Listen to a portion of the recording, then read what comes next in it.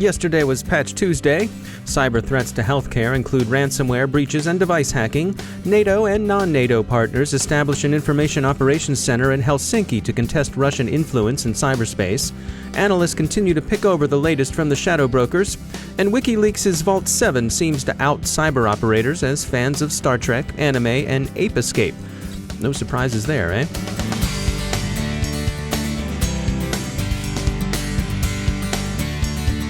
We'd like to take a moment to thank our sponsor, Palo Alto Networks. You can find them at go.paloaltonetworks.com/secureclouds. The use of software-as-a-service applications takes data security beyond traditional network perimeters.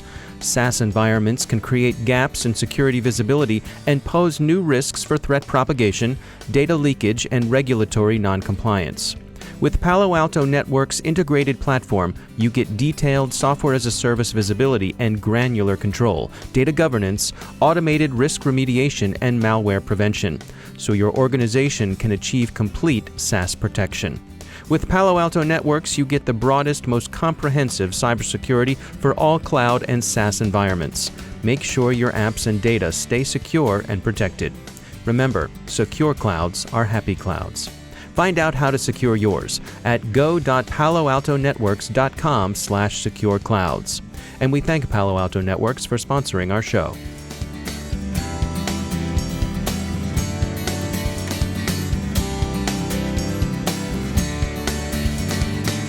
Major funding for the CyberWire podcast is provided by Cylance. I'm Dave Bittner in Baltimore with your CyberWire summary for Wednesday, April 12, 2017. Microsoft yesterday issued fixes for the Office 0 days that have been much discussed over the past week. At least 2 of the bugs are being actively exploited in the wild, which should lend urgency to the patching. Netscope reports that one of the vulnerabilities is being exploited by the Godzilla botnet, and the resurgence of the Drydex banking Trojan via Word 0 days has been widely reported as well, with much research contributed by Proofpoint. McAfee and FireEye have said they'd warned Microsoft about the vulnerabilities, but Microsoft had until now been quiet about the steps toward remediation it planned. Now Redmond has taken a swat at 46 bugs, 15 of them rated critical. The exploitation of the vulnerabilities in the wild tended to begin, as it so often does, with phishing. The fish bait in the case of the Word vulnerability, reported by researchers at security firm Optiv, being a malicious document that, when opened, executes a script to install additional payloads. Michael Patterson of security firm Plixer International pointed out to us that phishing tends to succeed when it becomes more plausible. The ready availability of personal data to bad actors, whether obtained legitimately via unwise sharing over social media or illegitimately through breached information traded on the black market, contribute to successful phishing. The other patched bug being exploited in the wild is an Internet Explorer flaw that enables privilege elevation attacks.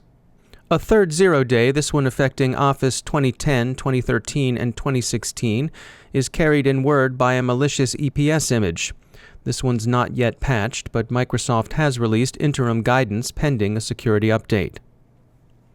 For its part, on Patch Tuesday, Adobe fixed 59 vulnerabilities, 44 of them code execution bugs. The affected products include Adobe Reader, Adobe Campaign, the Creative Cloud app, Photoshop, and Flash Player. And SAP published 27 security notes in its round of patches yesterday. Most of them are missing authorization checks, but a few are more consequential. A number of attacks against and threats to medical information and healthcare providers have been reported. A tweeter by the screen name of Flash Gordon found, using the Shodan search engine, information on more than 900,000 elderly diabetes patients exposed online in apparently a telemarketer's database. And security company Forcepoint sees a trend. Attackers are using the ransomware-as-a-service platform known as Philadelphia for commodity attacks against medical targets. Many security experts see the healthcare sector as still playing cyber catch-up, which is understandable.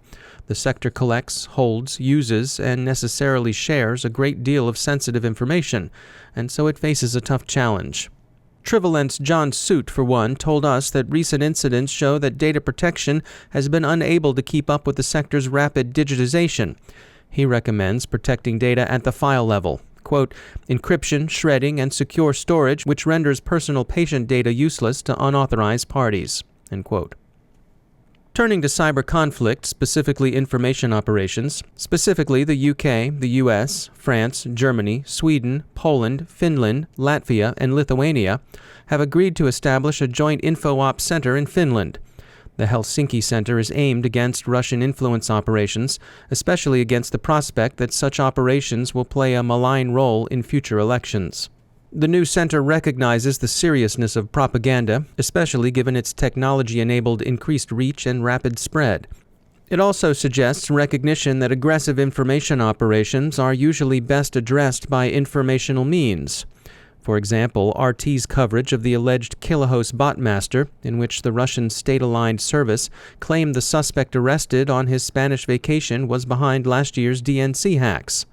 In an interview yesterday with The Hill, former U.S. Director of Central Intelligence and NSA Director Hayden sensibly cautioned members of Congress against calling election hacking an act of war. Not all hostile acts constitute a casus belli. Hacker House looks at the ShadowBrokers' latest leaks and concludes they suggest the existence of tools to root Oracle Sun Solaris Unix servers. And finally, researchers at Symantec and elsewhere continue to pick over the WikiLeaks' last Vault 7 round of alleged CIA hacking documents, connecting the tools noted therein to the Longhorn campaigns that appeared in 16 countries beginning in 2011. The Hill and others make something of pop cultural references that appear in the doxed files. They're said to be loaded with allusions to Star Trek and anime, but closer inspection reveals that there's less here than meets the eye, so the name-check reporting might best be viewed as so much fan service for Langlophobes. Mr. Spock gets a couple of shout-outs, but so do Flash Gordon, Ape Escape, Bad Lip Reading, and Brazilian Jiu-Jitsu. The homage to anime seems to extend little farther than Guy and Shu, who you'll no doubt remember from the series Guilty Crown. Or so a friend tells us. All of this seems innocent enough as naming conventions go, and even to argue for a pleasantly broad range of civilized curiosity on the part of the alleged, we stress alleged, cyber operators. We confess one of our stringers has spent the day noisily advocating for Babylon 5 over Star Trek, but in matters of popular culture, tastes vary. But had it been all Sailor Moon all the time, we would have feared for the Republic. A quick question, though, for retired DCI Hayden. General, if you don't mind sharing, what was your high score on Ape Escape? Time to take a moment to tell you about our sponsor, Control Risks. For 41 years across over 130 countries, Control Risks has partnered with the world's leading companies to help them succeed in complex physical, political, and virtual risk environments.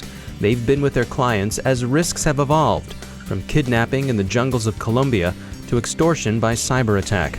In an increasingly interconnected world, cyber risks are everywhere you operate. Control Risks has a comprehensive view of cybersecurity as a business risk within a context of geopolitical, reputational, regulatory, and competitive complexity. And thanks to their unique heritage, they provide clarity and actionable guidance that only decades of risk experience can bring. Control Risks brings order to chaos. Let them show you what over 40 years in the risk business has taught them. Find out more at controlrisks.com/cyberwire. That's controlrisks.com/cyberwire. And we thank Control Risks for sponsoring our show.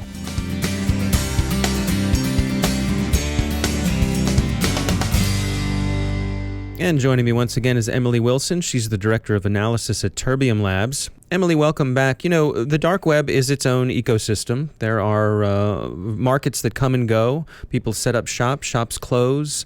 Take us through that ecosystem, the evolution of that ecosystem. Sure. I mean, you think about, kind of the standard conversation there is you have something like a Silk Road, right, that kind of existed and was very popular and then was taken down. And I think we are on Silk Road 3 or 4 now. And with each iteration, less trust and less of an expectation of it coming back to its original levels, new ownership, for example. Then you have other markets like The Real Deal, which really built up a reputation, especially kind of in the latter half of last year, as being a place for some of these major databases for sale or some of these major exploits, in comparison to other markets like Alphabay, which is kind of more of a general market. You can get your drugs or your fraud or what have you. I think the volatility there is definitely difficult for sellers to navigate, or for buyers to navigate, for that matter. I don't see too many conversations about vendors and where they're moving when markets go down, but buyers definitely. And buyers follow their vendors. When you find someone you trust, you're going to follow them wherever they go. And so if they're only on one market and that market goes down, there's a vacuum. And what is there in terms of barriers of entry for setting up a shop? For setting up a new market, I think there's a fairly decent barrier to entry there. I mean, first you need to have a site that is going to be technically sound enough that vendors and buyers are willing to go there. And there definitely have been standards set in the market. You know, people are trying to differentiate themselves enough to draw people away from other markets, but at the same time, there are these security constraints, which is why when new markets are available, people will typically put them up and ask the community to assess them and try and pull new vendors in, saying we are just as secure, but we do these things differently.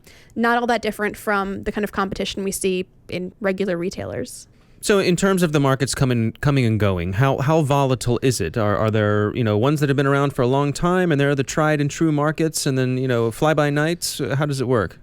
Sure. I mean, Alpha Bay is definitely the clearest example of something that's been around for a little while and definitely has earned a reputation for being fairly stable. You know, they have uptime and downtime just like the rest of kind of the dark web. You know, they face DDoSing. They were down for a couple of hours yesterday. Every time these sites kind of come up and go down, the major markets in particular, you have to ask yourself, is this the exit scam? You know, Nucleus, people held out hope for a while when Nucleus first went down. And so then in addition to, kind of the major markets going up and down, it's trying to make a judgment call on these new markets when they pop up. Are they gaining traction? Are they going to ever become truly popular? And would they become popular in their own right? Or is it going to be a result of some other market going down and that's the next best thing? Trying to judge what the next best thing will be is difficult, I think, when you have something like an Alpha Bay and really there's not an equivalent. So it can really be sort of an ethereal thing. A site might come up and have that special something that'll attract attention, and others simply won't.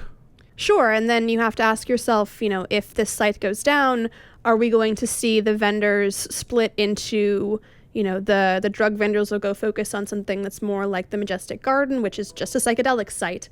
And the fraud vendors, will they go over to kind of carding specific sites, or are we going to see an exodus to, another fairly large market like Hansa or Valhalla, or we're going to see people maybe take up banners on some of these newer markets. It's a different world. Emily Wilson, thanks for joining us.